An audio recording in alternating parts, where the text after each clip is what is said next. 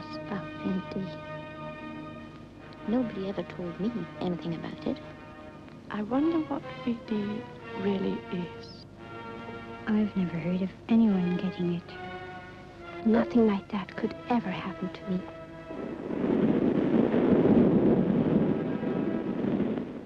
But it could happen to you.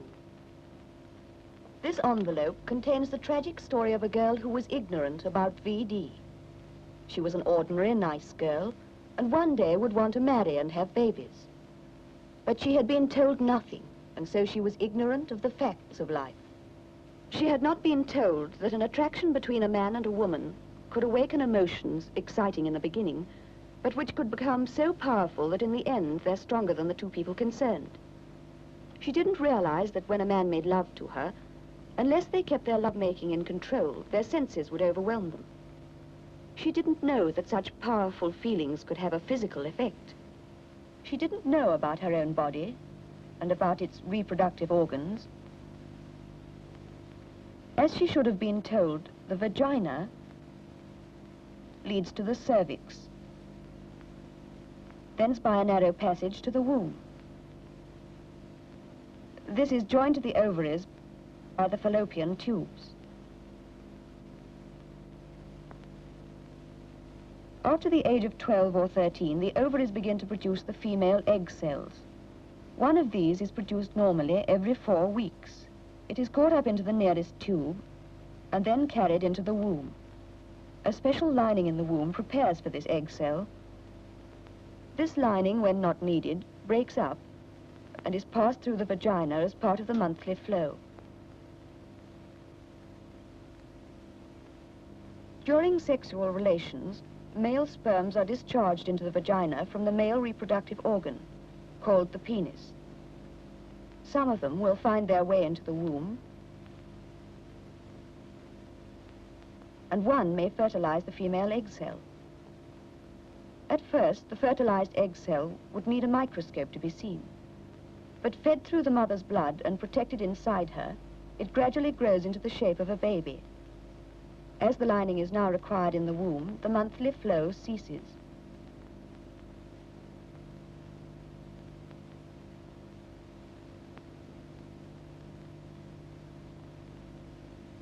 Later, at the end of 9 months, the child will be ready to come into the world and start life on its own. This period of growth inside the womb is called pregnancy, and is ended by the birth of the child. If sexual intercourse takes place with a man who has either syphilis or gonorrhea, then the germs of the disease are passed on. The girl whose identity is in this envelope didn't know these facts. One day she came to me because she developed a sore on her body close to the sex organs. She didn't know what it was. I diagnosed it as the first stage of syphilis. A blood test taken afterwards confirmed this, and the girl admitted she had had sexual intercourse 3 weeks before. Unfortunately, the first stage of syphilis is not always obvious. There may be no sore at all, and if there is, it soon disappears and is almost always painless. In some cases, the sore occurs inside the vagina, for instance on the cervix, and may therefore not be noticed. However, at any time from a few days to several months after the appearance of the sore, the second stage of syphilis may start. This is indicated by a rash, which usually spreads all over the body. On the other hand, there may be no second stage at all before third or late syphilis becomes evident. This may take the form of a third stage rash developing several months or even years after the disease is contracted. Or ulcers may appear on the skin, but these too may be absent. If left to run its course, syphilis may have terrible results. The germs affect the womb and can cause abortions and stillbirths. They spread to the heart and blood vessels, and may eventually attack the brain and central nervous system. Thus, syphilis can lead to insanity and paralysis. and in the case of a woman who is going to become a mother, to the birth of a syphilitic child. If, however, the mother has treatment during pregnancy, the child will be born free of the disease. If attacked in its early stages, syphilis can be cured. This girl came to me at once, so we stand a good chance of curing her. It means that she will have to attend hospital for a series of injections. Afterwards, and this is equally important, she will have to be under observation for at least several months to make quite sure that the disease does not recur. During all this time, she will receive periodic blood tests. After that, we should be able to give her a clean bill of health.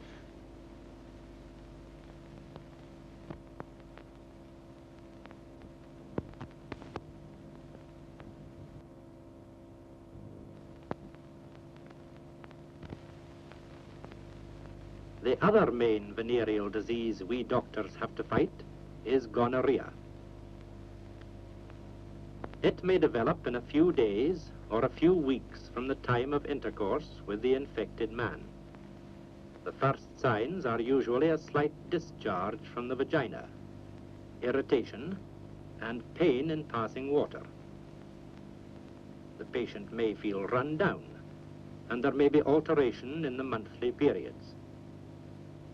The danger of gonorrhea is that it may be overlooked, as the early symptoms are normally trivial.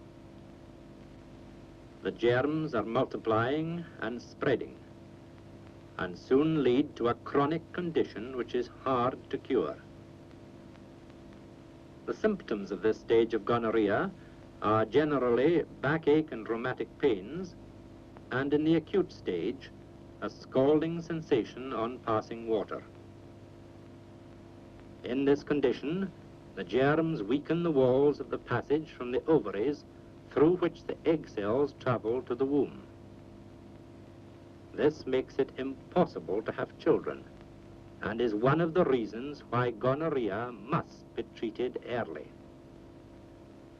If a woman suffering from gonorrhea gives birth to a child, that child may become infected in the eyes.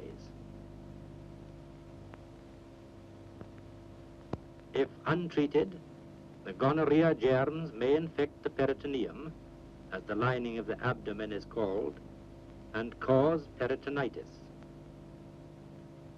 Having a discharge does not necessarily mean that you have gonorrhea. The presence of the disease is established by taking a sample of the discharge and examining it under the microscope. Gonorrhea can be cured if treated early. The patient has one or more injections, followed by observation in hospital for some days. For about 3 months after this, tests are taken at varying intervals. If there is no sign of the disease at the end of this time, the patient is cured. The two main venereal diseases, then, are syphilis and gonorrhea. Both are caught through sexual intercourse with an infected person. Both can be cured if treated early. But statistics show that the number of men and women with either syphilis or gonorrhea is large. And as both diseases are contagious, the number increases rapidly. Since the discovery of penicillin, we have made progress in the fight against VD. But drugs have their limitations, and the only way to stamp out VD altogether is by avoiding the cause. VD is one of the few diseases where the cause can be avoided, and that is by clean living. If you have any cause to worry, go at once to your medical officer, who will, if necessary, arrange for a blood test. There is no pain attached to this, and certainly no disgrace. It is just a wise precaution. The effects of VD are very serious.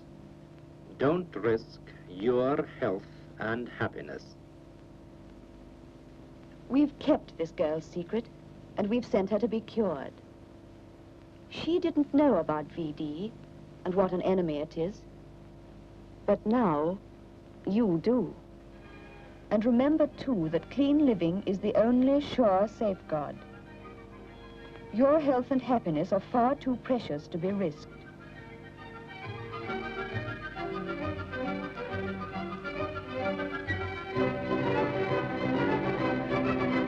The time will come when you will have husbands and babies who will depend on you for love and care. Don't fail them. If you do, you will never forgive yourself.